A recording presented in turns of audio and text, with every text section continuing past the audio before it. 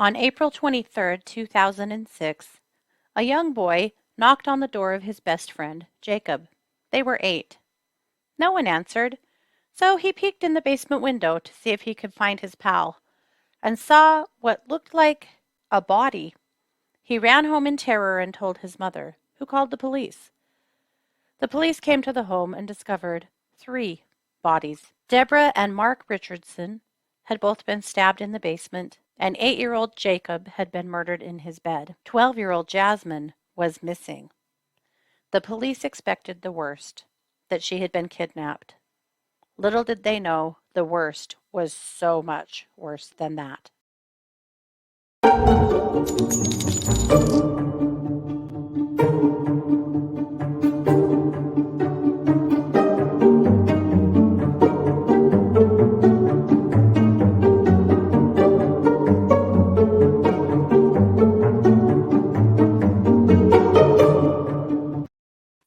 Hey, everybody, and welcome to True Crime Paranormal with the Psychic Sisters. This is Katie Weaver, and I'm here with my sister, co-host, and partner in crime, Kristi Brower. Hello. Hello. Hey, everybody. How's it going? It's going great. Except my neighbor's dog barked all night last night. Ooh. So, a little pissed about that and a little tired, Yeah. frankly, because Yeah. it was hard to sleep. What is with people leaving? He's a little terrier and Oh, he's just gosh. barking his guts out all night. Like, were they Mm-hmm. not home? How did they not notice this? Because the Right? entire neighborhood noticed this. He was probably scared. Also, it's almost the 4th of July, bro. You don't leave your dogs outside overnight. Right, and there were a bunch of fireworks last night. We were I'm sitting around sure. our fireball last night, and they were going off, and our little dog Zizi hates them, and she kept running over to us to Mm-hmm. make sure she was safe because she does not Mm-hmm. like fireworks. This is the time of year for me as an animal communicator that I just dread because I Yeah, know I am just due for a bunch of calls from people who can't find their pets yeah, because they get so freaked out by the fireworks. It's awful. I just yeah. hate it. And Yes, that sometimes they get is them back and sometimes they don't. right. Keep them in. This is not a safe time for animals to be outside unless you're with Mm-mm. them, know what's Yeah, going on, etc. Yeah. absolutely, absolutely. Well, I don't know what's going on over there, but it might warrant a knock on the door, which I hate doing, but we Well, but can't we can't do it's another night like that. okay, but to me, I would much rather a neighbor knock on the door and say, "I don't know if you know this, but your dog barked all night long and we couldn't sleep and it was a bit of a nightmare," than just calling the police. Right. Because that's what most people will do. Yes. And that's such a hard line when you have pets and you're calling the police. Like, it's all very hard. Right. I would much rather a neighbor that just knocks on the door and says, "Hey guys, just FYI, this was way bad." Yeah. Because maybe they just don't know. Right. I I don't know how they could not know. Sure makes you But wonder if they true. weren't home. But Yes, yeah. it does make me wonder because I don't know, but I mean, he's still hmm out there just barking his brains out. Oh my lord. So, I don't know, but yeah. It's true Hopefully because everybody's okay over there. hopefully, that's that's a thought. That's a true crime thought. I know. Yes. Maybe you better knock Yeah. on the door and peek in the windows and stuff. Or maybe not. Maybe I just don't do any of those things. Well, now I've Yikes. got him freaked you out. Sorry about Put that. myself right in the middle of my own case here. That's where my true crimer's brain goes for sure. Right? No kidding. Yeah. Well, this is Monday. Yes, it is. Full disclosure, we are recording on Thursday Oh, because we're going to go party for the weekend to celebrate my birthday. yes, we are. You're going to have a whole birthday weekend. It's going to I be awesome. know. I'm so excited. We are going to have a blast. I can't wait. It's going to be really hot. We're going to Boise. It's going to be super hot. Whew. Mhm. But we'll live. That just means lots of Dutch bros, right? Yes, lots and lots of Dutch Bros. hmm Yeah, We, iced coffee for those of you not in the know. we'll be double fisting iced coffee for the whole weekend. Yes. Mm, Well, we are happy to be kicking off Monday with a brand new episode, of course. And so, Kristi, I'm going to turn the mic over to you for our first segment, which is racial injustice. All right.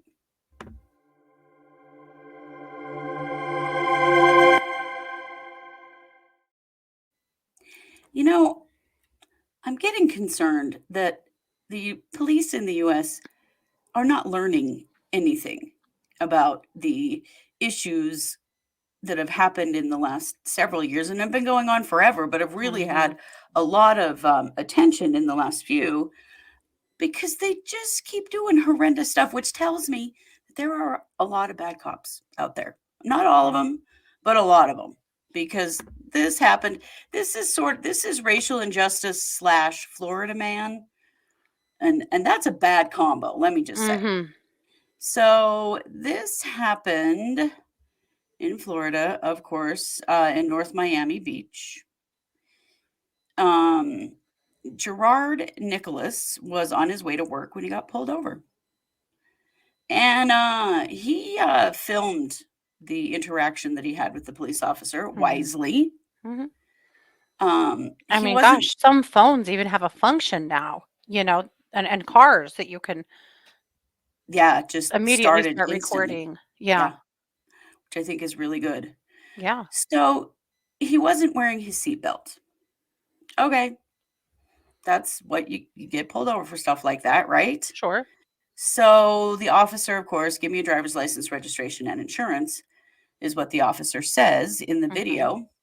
If not, you will not be going to work today. Simple thing, man. This is how you guys get killed out here. Holy shit. Yeah. So Nicholas said, I was scared. I didn't think my life was going to make it.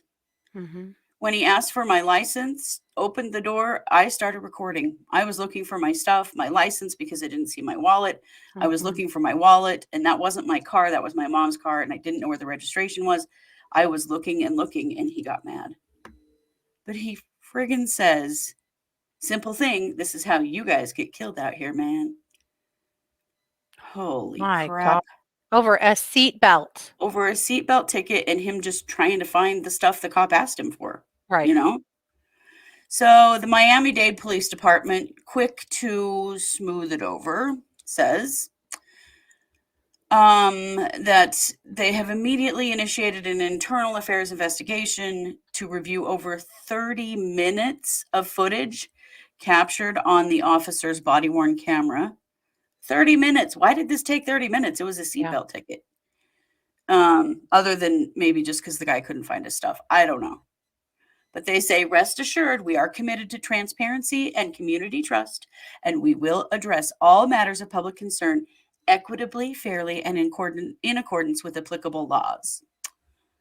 Like, totally, Uh-huh. dude. As Uh, if, why the because this hell? got recorded and posted on social media? Yeah, Okay. right. Why are you employing this guy to begin with? He is Mhm. currently on desk duty, which of course means he's still working and still getting paid Getting during this paid. time, Yeah. even though there's double video of this incident. It's not Mhm. like a big secret what happened Mhm. because his body cam recorded it, and so did the poor guy that got pulled over. Yeah. So bullshit all around. Yeah. What the hell? Why? Why are they still being Yeah. employing people like this? Yeah. This is such a systemic issue, and when you see Mhm. stuff like this still happening after George Floyd, Mhm. after all of the shit that's Mhm. happened, you go, yeah, they're not trying to Mhm. change. They're not. No. No, and So, in this instance, it's only because he recorded it and posted it, right, and they had pressure, because public pressure is the only thing that's causing any change whatsoever, right, right. or Because even, just on a his own vistage of body cam, change. no one would have Yeah. said a word about that. No. Uh-uh. It's horrendous. I mean, what a threat to a That guy and that's so much just worse trying is to said find his every day. freaking registration. Like, Yeah. I mean, I'm glad at least that no one was hurt, Mhm. but it certainly shows the attitude that is not getting better. Yeah. That's really frustrating. Yes, it is, and concerning. It is. All right. Well, we'll keep an eye on that and let you know what else comes down on it, if anything. Probably not. Yeah, probably not. And in the meantime, I'm going to kick the mic back to you for our main case. Okay.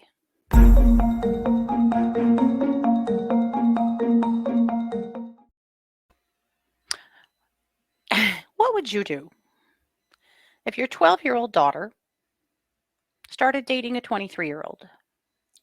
Call the police? That would be one thought. Tell the kid to stay away, and if not, I'm calling the cops and mean it? Holy cow. Yeah. Well, that is what this family in Canada was faced with in 2005. Their daughter Jasmine went to a concert, a punk rock concert, and met a guy that she started talking to. His name was Jeremy Steinke. And Jeremy and Jasmine, uh, Jasmine was young, and really way too young, obviously, but 12. also really easily influenced. Mm. And she was somehow really starstruck by Jeremy. And Jeremy had her convinced that he was a 300-year-old werewolf. What? Oh my God. He had a profile on a vampires site. Oh, well, that legit makes it true. Mm, If he's and on they the vampire started, site. right? And they started IMing each other back and forth a lot. And essentially, it boiled down to them deciding that they were in love. Oh boy. And so they started meeting up at the mall because, Jasmine correctly assumed that her parents would not be having this shit. Yeah. And she started to transition from a sweet 12-year-old to as kind of a scary goth kid. Not that goth people are necessarily scary, but she went from this to this, Mm.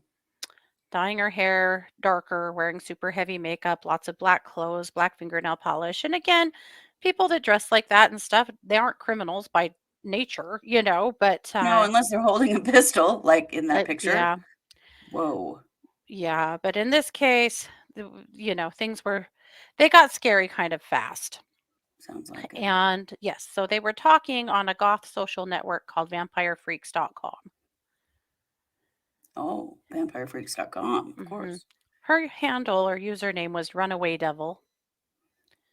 His Oh. was Soul Eater. Oh.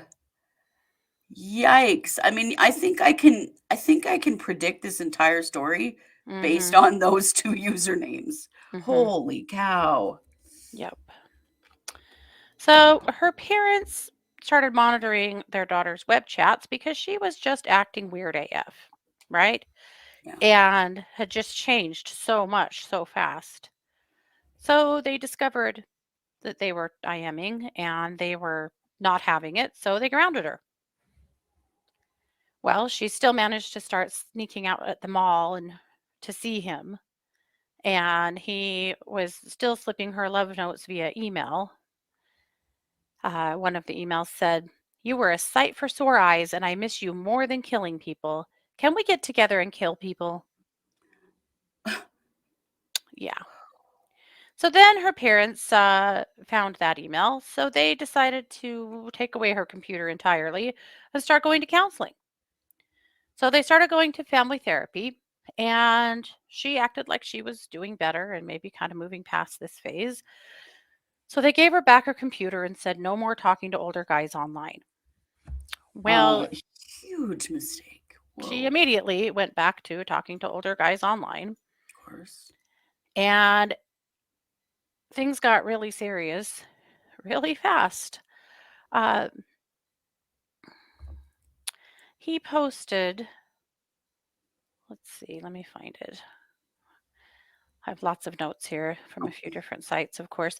He had posted on his page, on his Vampire Network page, a post about basically, that he will get his vengeance, and that their blood would be his vengeance. Oh. But police actually say it was her that hatched the master plan. She sent him an email, and in the email she said, "I have a plan that starts with us killing them and me living with you." And he writes Oh her back and says, no. "I like your plan. but we're going to have to work out the details. Holy hell. So here's what we know. Her parents were murdered and her little brother. We know this happened in Medicine Hat, Canada, by the way. So her parents were murdered and her little brother was murdered.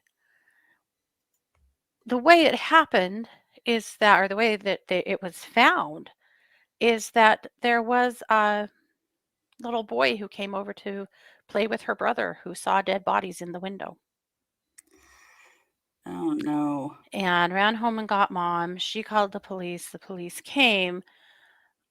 Deborah and Mark, the parents, were found in the basement. Mark had 24 stab wounds, Whoa. and Deborah had 12. Oh my God. So then they went upstairs and they found Jacob, the 8-year-old son, in his bed with his throat slashed and also had been stabbed multiple times. Jesus Christ. But investigators noticed a family photo with a picture of Jasmine and realized they were missing a family member. Oh no. And so And of initially, course, yeah. they issued an Amber Alert, which I thought was interesting because in the US there would not be an Amber Alert. This would not have fit the criteria because they didn't know who took her. But obviously, Canada, maybe they have a little better Amber Alert system, but Canada is frequently smarter than we are in the US. Just mhm, going to put that out there. mhm, They don't mhm. hobble themselves nearly as much as Oh, we well, do. oh, you might not agree with that after this Oh, is over, but okay. I just mean in the realm of an yeah, Amber Alert. Like yes, for sure. So just a they missing issue, child is enough. That's good. yeah, so they issue an Amber Alert, and a day later, they get a tip from someone who claims to be one of Jasmine and Jeremy's friends. And he says that they were at a party the night before with them and Hmm. they were bragging about killing her parents.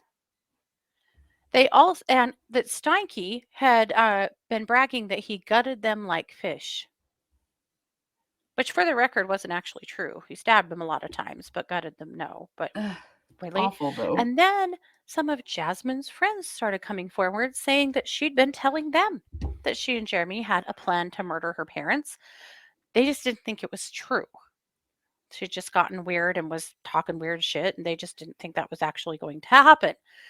Well, it did happen. So then the police start looking at her as a suspect and start looking through her stuff and her computer and discovering that they had a plan. So they catch them trying to escape in a pickup driven by another friend. They had gotten about 80 miles to Leader, Saskatchewan. And Jasmine tells the police that she was just desperately unhappy at home because her parents wouldn't let her see Jeremy. So, first she lied and said Whoa. when she came home, she just found her family slaughtered and had no idea. Then later she said that she had no idea her family was dead, but that she thinks that Jeremy was the murderer. Jeremy, on the other hand, confessed immediately that he did kill Mark and Deborah, but he says he did not kill Jacob. He said that Jasmine wanted to kill Jacob and that while he was downstairs Oh my doing the God. parents, that she was upstairs. And then later she describes him standing in the doorway watching while she stabbed her little brother to death and slit his throat. She said she My had to do God. that because it would be cruel to leave him alive with no parents. Wow. Mm-hmm. Yeah. So the motive was love, I guess. And that was the plan. So the night of the slayings, after they killed them both, they went and watched Natural Born Killers. That happened to be Jeremy's favorite movie. That's a movie about Gross. teenage lovers who murdered 9 people in 1958. Right. His Jeremy referred to it as his favorite love story. Yeah. Oh my God. These psychopaths. hmm Wow. hmm So in 2008, Jeremy was convicted of first-degree murder and sentenced to life in prison. He will be eligible for parole after serving 25 years. That was in 2008. Oh boy. Yeah. He was young. He could get out. Oh, yeah. Yeah. But Jasmine, she was really shielded from harsh penalties. Canadian law does not allow uh, someone her age to be sentenced to more than 10 years. Yeah. So she was incarcerated first for 4 years in a mental health facility and then 6 more years elsewhere, where she was going to college online. Finished up high school, was going to college online, and was released in 2016. That is really, really scary. Hmm. Yep. And is believed to still be living in Canada and has changed her identity and is just trying to put a new life together for herself. And the community is pretty split on it. Yeah. So the judge, uh, as they were releasing her, told her, I think your parents and brother would be proud of you. Clearly, you cannot undo the past. You can only live each day with the knowledge you can control how you behave and what you do each day. And the prosecutor as well had said that they feel like Jasmine has shown a lot of remorse. They said, I think we need to give her a second chance because of the age she was. The thing I think most about is how will she continue on with her life with that being a part of her past. Yeah, indeed, right? Yeah. How do you go forward knowing that you murdered your whole Hmm. family? Yep. Her attorney said, we are seeing that she's in the community. She's starting to get her feet on the ground and build a new life for herself. Society should be satisfied with the fact that the system worked in this case, as far as we can tell. Oh, well, anyway, they're saying that, That seems a little soon to make that uh-huh, prediction. yep, yes. And yeah, I mean, so they're calling it a rehabilitation success story. And How do they know she's rehabilitated? I mean, because she hasn't killed anybody since 2008? six, but Oh, yeah, six. I Right. know. This is a hard one because, yes, on one hand, she was obviously really heavily influenced by Right. an adult who clearly is a madman, Yeah. you know. But still, a 12-year-old that hatches a plan to murder her parents and that by her own hand murders her 8-year-old brother. Right. Wow. She So, she but easily crossed the line from victim to perpetrator. yeah, yeah, for sure. For sure. So it is my dearest hope that she is rehabilitated and that she is putting together a life where she can just be a useful part of society and, has recovered from all of this and also rehabilitated. But yikes. But it scares me too that Jeremy could be out. I mean, that was in 2008. So he could be out in the 2030s at some point. That's terrifying. Mm-hmm. That's terrifying because she will be an adult, Yeah. therefore they cannot keep them apart. No, no. What They if they go actually let looking them for each write other? letters to each other from jail. In the US, they would not be allowed to do that. Oh, no. No, no, no, because they were co-conspirators. Hmm. Oh, that's terrifying. Yeah, the whole thing I think is So really she terrifying. still has contact with him? I don't know that she does now, but in the beginning she did. Yeah, Oof. Yeah, that's concerning. I think so too. Yeah. So there's a book that was written by Robert Remington and Sherry Zickfus Mm. called Runaway Devil: How Forbidden Love Drove a 12-Year-Old to Murder Her Family. And, Runaway Devil. Man, that name right? that is it right there. I mean, it is. She was very taken with Jeremy. I mean, The Soul Destroyer. mhm. Ugh. However, So this is Jeremy in his goth form, right? Hmm. This is this is Jeremy in his mugshot. Not nearly as intimidating, I have to It's say. kind of a scroungy little weirdo there, Jeremy. Yeah, yeah. I think that is a great description. A scroungy little weirdo. So anyway, she is known as Canada's youngest killer, and the courts in Canada, the media can't report on the name of a juvenile, which is you know Right. uh, not totally similar in the U.S. I mean, we hear names of juveniles like Ethan Crumbley and others, but Oh, they yeah. had to refer to her by her initials, J.R. So a lot Mm. of reports from Canada just refer to her as J.R. Uh, but our understanding is that she's changed her name entirely now, which I mean, you'd have to. I You think would you'd have have to. to. Yeah. So she did live in a halfway house for several years. I mean,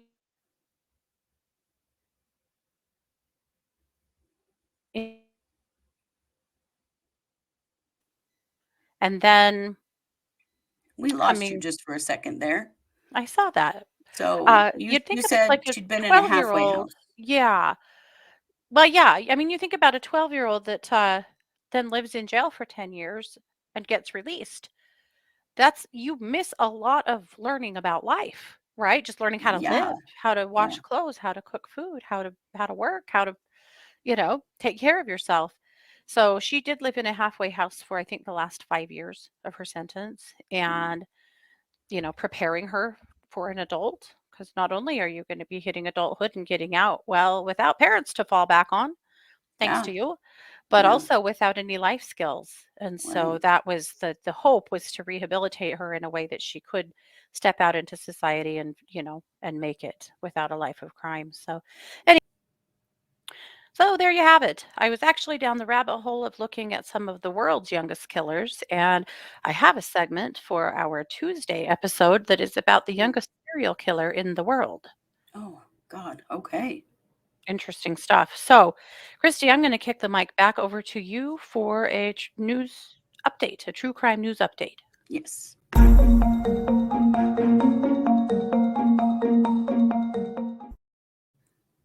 So there is an update in the case of the torso killer. So the torso killer, we've talked about him on here before, Richard Cottingham, Mm-hmm. and he was active from 1967 to 1980, where he drowned, strangled, raped, and dismembered his victims. So he's 75 years old now, and he's in prison in New Jersey for 6 murders between 1967 and 1980. Well, on Wednesday, he was charged with another murder. That was the 1968 murder of Diane Cusick, who was 23. She was Mm-hmm. from New Hyde Park, New York. And her body was discovered bound with duct tape, and she was strangled and left inside her own car at the Green Acres Oh, Mall parking lot in Long Island. oh my gosh. Yeah. So her daughter said, I never thought I'd see this day. I had given up, but all these people got justice for me and my mother. And so Mm-hmm. she's pretty pleased, at least finally, Yeah, you know, there's there's an some answer. answer. Yeah. And we've been seeing a lot of this lately, and this Mm-hmm. generally is to do with DNA, because the DNA technology has gotten so much better that we're seeing all Yeah. these old serial killers get a lot more applied to them. So, Mm-hmm. just glad to hear it. Glad for her family that at least Yeah. they have some closure about what happened and who did it. Mm-hmm. I don't know if closure is really a thing, but at least I think for most people, the not knowing is the worst. And Yeah. so now for her daughter, she at least knows. Well, good. So lots of good updates Boo happening and lately. good. Yeah, Yeah, tons, just glad to be tons. seeing these unsolved cases getting worked through.